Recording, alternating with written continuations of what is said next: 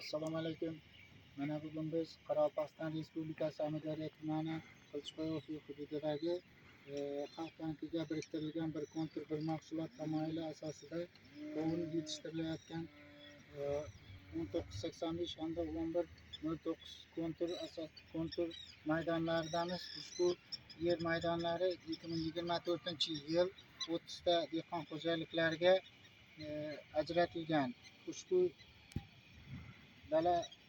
dalaga har bir gektariga 400 kilogramdan azot, 200 kilogramdan superfos, 100 kilogramdan kaliy mineral o'tlari berilib, yaxshi hosil olish rejalashtirilgan. Ya'ni har bir gektardan 20 tonnadan, ya'ni 10 gektardan 200 tonnadan qovun tarvuz olib yetishtirish rejalashtirilgan.